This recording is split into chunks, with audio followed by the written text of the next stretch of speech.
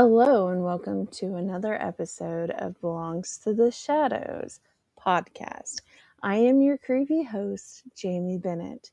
This is season 2, episode 2. And as always, viewer discretion is strongly advised. So, I'm going to be talking about Stranger Things.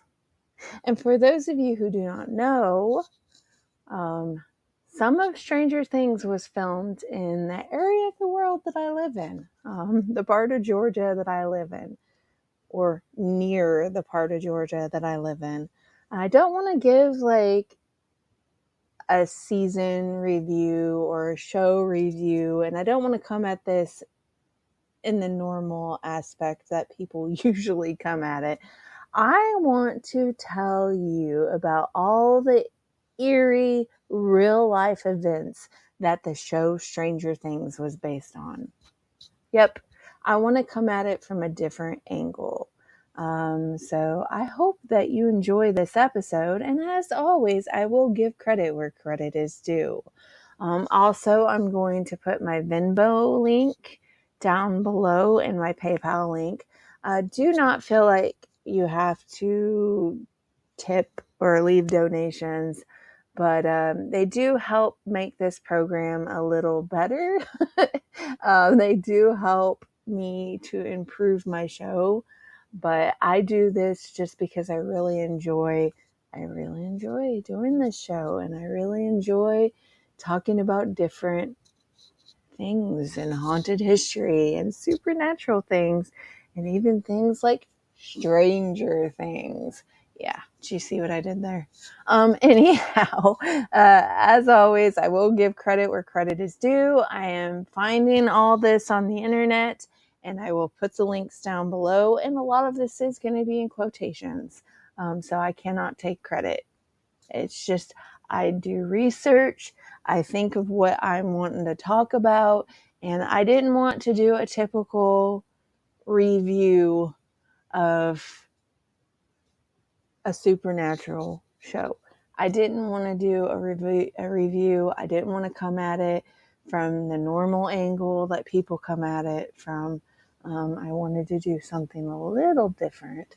So if you are a fan of Stranger Things and you haven't watched season 5 yet, shame on you. Shame on you. Shame on you. This is not sponsored by Stranger Things or the Duffer Brothers, but hey, if you want to sponsor me, by all means, that would be awesome. That would be awesome. I am not like a super fan of Stranger Things, and I will probably get some people that may get mad at me for that. But let me explain my position here. Let me explain it. I was a huge fan of Stranger Things when it first came out. And I'm going to tell you, I'm a huge fan of Winona Ryder, huge fan of Sean Astin, huge fan of pretty much everybody that is in that cast.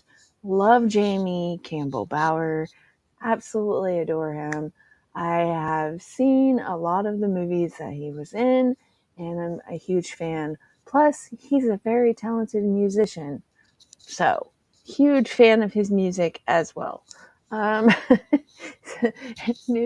If by some chance, Winona Ryder or any of the cast hears this, I adore you all. Been a huge fan for many, many years. And hopefully I don't make an idiot out of myself. Because I am infamous for mispronouncing things. Funny story, though. Funny story. Yeah, I used to work in Cedartown. And I'm not going to tell you where I worked, but I worked in customer service. So we'll say that. You can probably figure out where I'm saying, but I'm not going to mention where I worked. I used to work in Cedartown, Georgia. And when I was working in customer service, Sean Astin, I'm pretty sure it was him. Like, there was somebody waiting in line, and I thought to myself, that looks like Sean Astin. That really looks like Sean Astin. Oh my gosh. And I was like, no way, that can't be him. That can't be him. Because anybody who knows me knows that I am a huge, huge, like huge fan of the Goonies. Yeah. So huge fan of the Goonies. I'll just put that out there, and I will say that. Anyhow, I digress.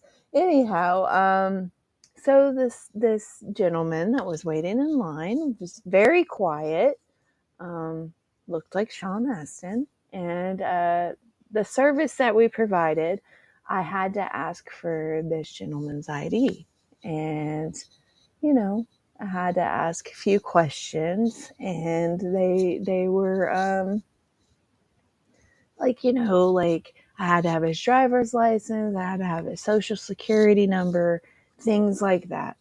And I was a professional about it.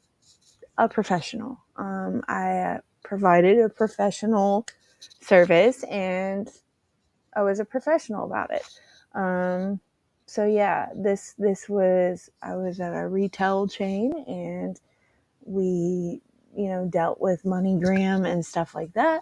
So you definitely could probably figure out what I'm talking about. But anyhow, this was when Stranger Things first came out, and it would have been right around the time that Sean Astin was in Stranger Things, and right around the time that they would have been filming his season.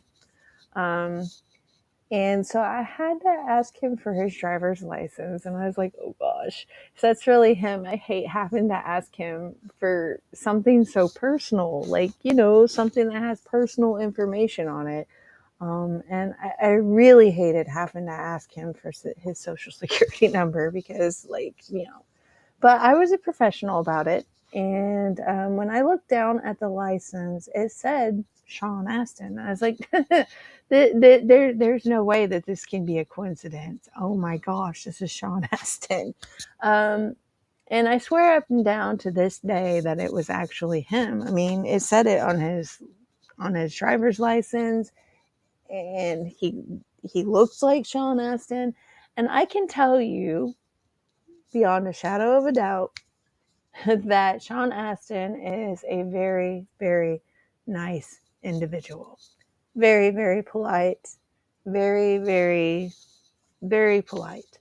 And after he left, I told him, I said, have a good day. And he's like, you too.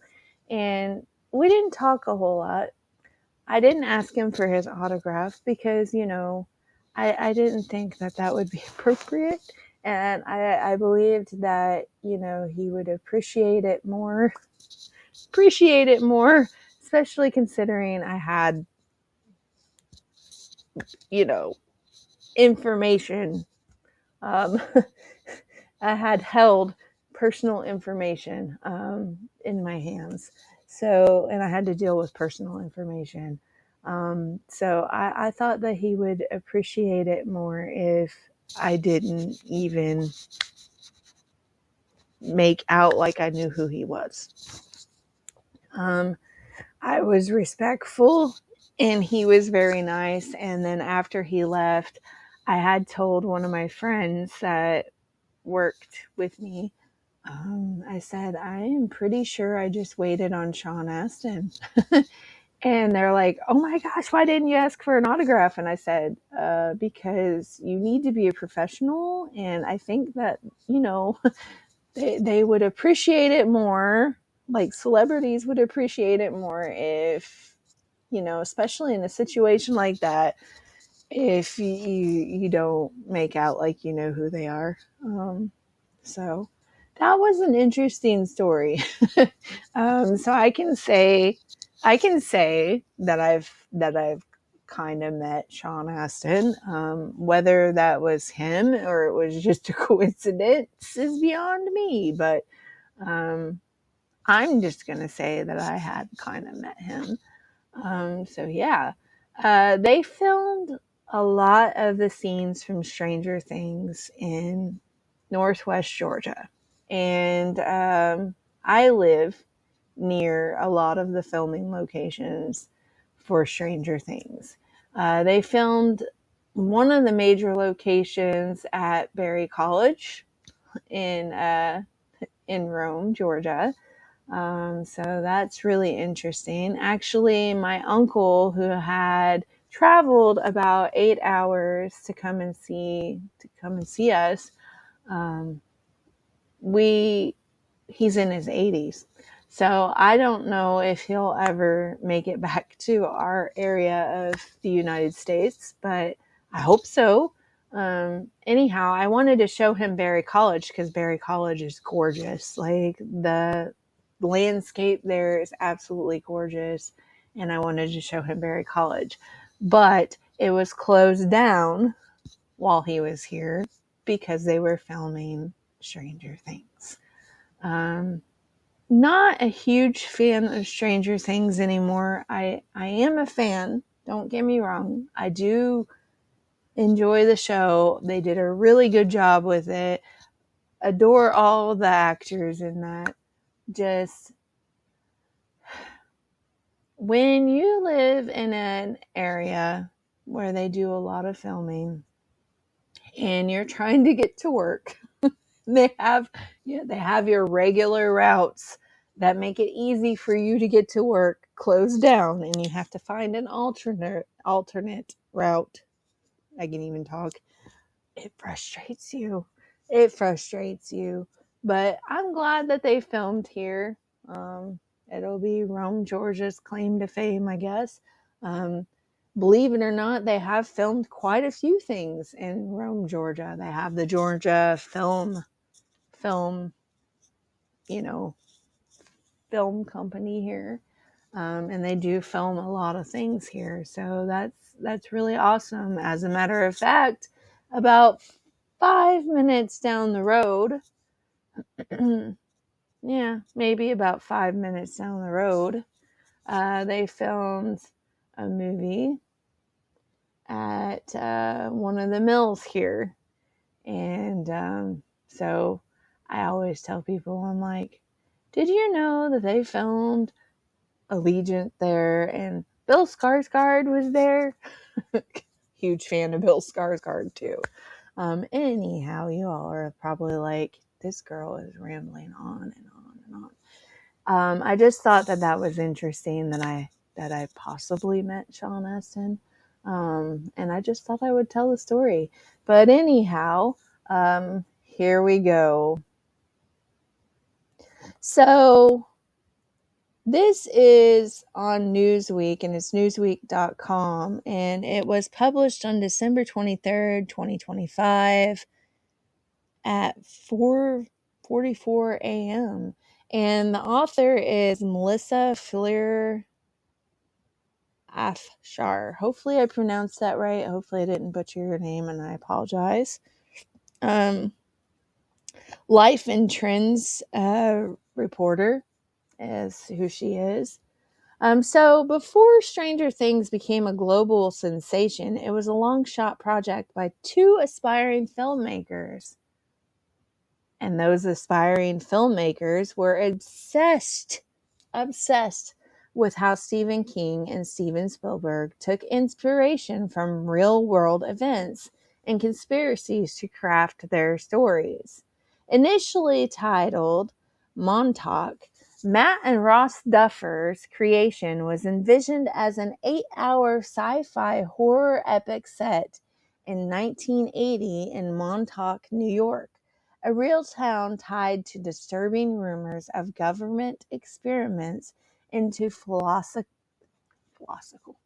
psychological warfare. See, I told you I'm infamous for mispronouncing things. Into psychological warfare. That's better. I just need to slow down.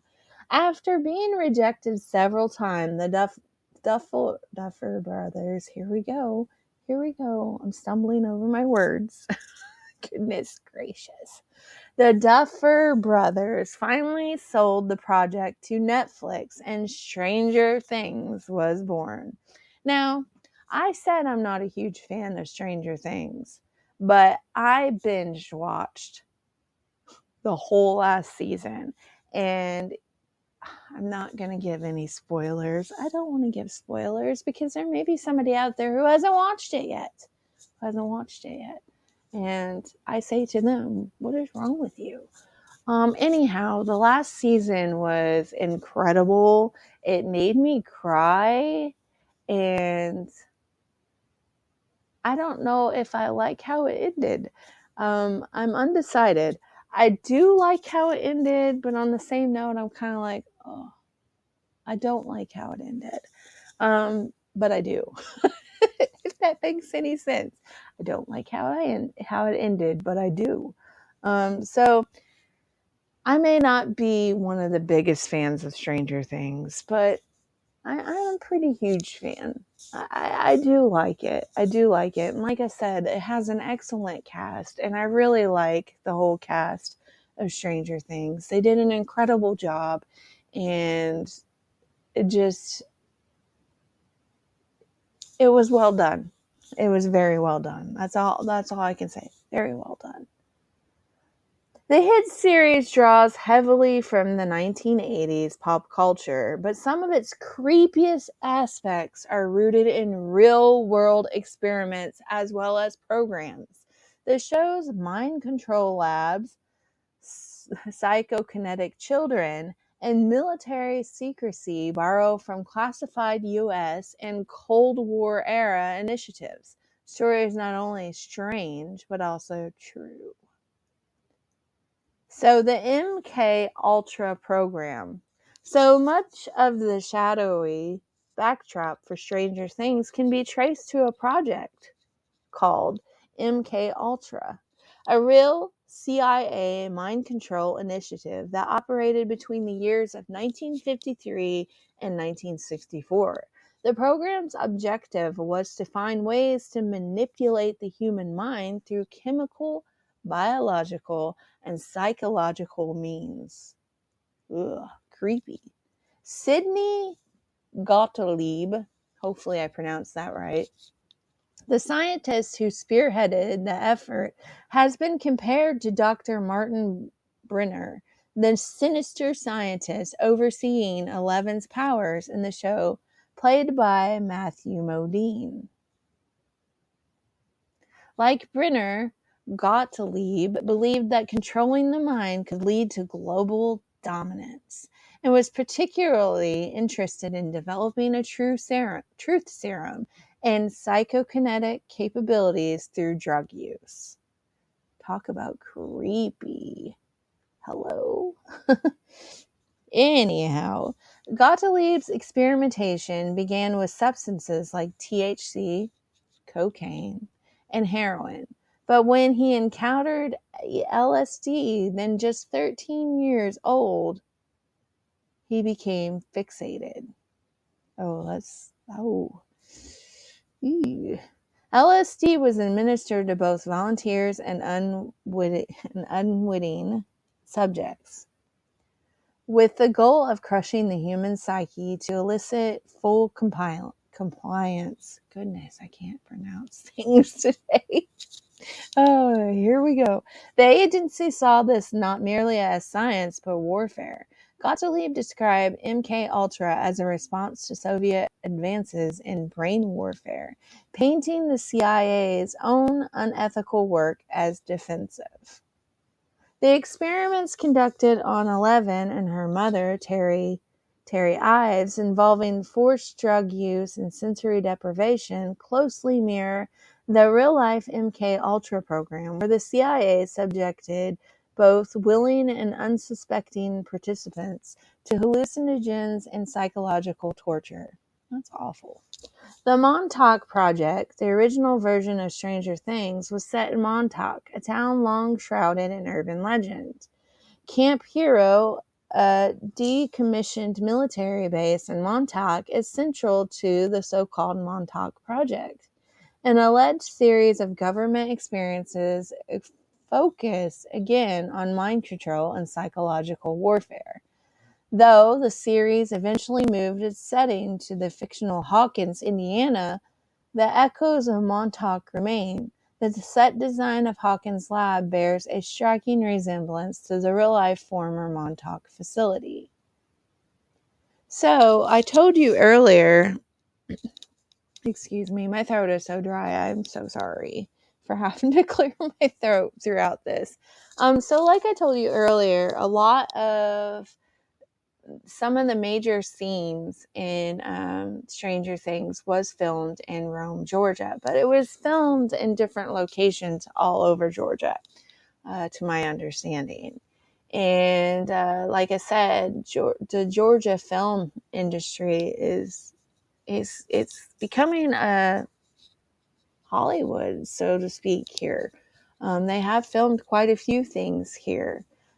So for those of you who are interested, and for those of you who are like huge fans of Stranger Things, I'm going to put the film locations that you can visit down below, or I will make my best effort to do that. I will try my very best to put where you can visit the film locations down below. But like I said, one of the major film locations is Berry College.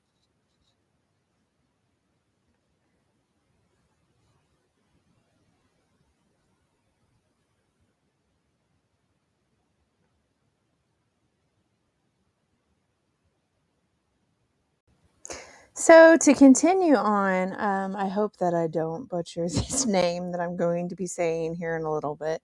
But there is an interview that Matt Duffer did with Rolling Stone from 2016, which is early on in the Stranger Things world. I will try to find a link to that interview so that you all can watch it at your convenience. But Nina Kulagina, hopefully I did not pronounce that wrong. It's Nina Kulagina or Kulagina. The heart of Eleven's character supposedly draws inspiration from Nina Kulagina, a Russian woman believed to possess psychokinetic powers. Born in the year of 1926 in Leningrad, hopefully I pronounced that right, Leningrad, Kulagina came to public attention in the 1960s when she was shown apparently moving objects without even touching them. The similarities to Stranger Things are clear, with Millie Bobby Brown's central character of 11 displaying telekinetic abilities. Kulagina claimed her powers activated when she was angry, much like Eleven's emotionally driven abilities. The phenomenon baffled scientists, and some accused her of fraud. In Stranger Things Season 1, Hopper discovers that Dr. Brenner's work at Hawkins' lab was officially linked to the real-life CIA program MK-Ultra, grounding the show's conspiracy roots in actual history. Later in Season 4, 11 regains her powers inside a tub named Nina, which some fans feel could be a direct nod to Kulagina, whose alleged psychic abilities inspired her character. That's so interesting. Like, that is so interesting, how, like, all of this intertwines. That is very, very, very interesting. However, I hope that you have enjoyed this episode of Longs to the Shadows. I know that this is kind of a shorter episode, but I don't want to give you my review about Stranger Things. I don't want to talk about season 5 in case some of you have not seen it. I don't want to give any spoilers, but I can say that it did make me cry, and I do enjoy how they ended Stranger Things. And Joyce, I can tell you this. Joyce, Winona Ryder's character, is one of my absolute all-time favorite characters from Stranger Things. I love Joyce, and if you have not seen Stranger Things at all, please do yourself a favor and start from the very beginning of Stranger Things, and you will see why Joyce is one of my favorite characters. I absolutely adore Joyce, and in season 5, it made me adore her that much more. Like, I just love her character. I love what her character stands for. She's a mom. She is a mama bear. She's a mom, and I love her personality in Stranger Things. I love her character. I just love what her character stands for. I pretty much like all the characters from Stranger Things, but Joyce is my absolute favorite. And they couldn't have picked a better actress to portray that character, because I love Winona Ryder. I have grown up watching Winona Ryder, like, in many, many different films. And, one of the films that comes to mind is Beetlejuice, of course. Um, but beyond that, I have seen other films that Winona Ryder is in, and she's an incredible actress. She seems like, if you were to meet her in real life and do an interview with her or have a conversation with her, she seems like she would be very, very humble and very, very polite. And she gives off that aura of being a very polite, down to earth individual. And I've always enjoyed watching Winona Ryder in different characters, like portraying different characters in different films. Like, she does an amazing job, whatever character and whatever script she is given. I would love to be able to work with her someday. That would be incredible. I hate, I hate, I hate that I missed my opportunity to be in Stranger Things as an extra, or to have any part in Stranger Things, because that's part of my town's, part of the town that I live near's history. It's part of Rome, Georgia's history. I can go ahead and say that I live near Rome, Georgia. I live in the area of Rome, Georgia, which is, not too far from Atlanta, Georgia, and not too far from Chattanooga, Tennessee. I live in a major filming location. They filmed, like I said before, they filmed Black Widow here. Some of Black Widow. They filmed some of Fast and the Furious here. They have filmed some of Stranger Things here. They have filmed some of the Allegiant movie here. They have filmed some of Sweet Home Alabama movie here, among several other movies and shows. One of the major scenes from the Originals TV series was filmed on a bridge here in like Rome, Georgia. And it was a scene where I think they were fighting, and one of the characters landed in the river below. So that is a major major film location. If you're a fan of the Originals, uh, so it's definitely a major film location. So yeah. I hope you all have enjoyed this episode of Belongs to the Shadows.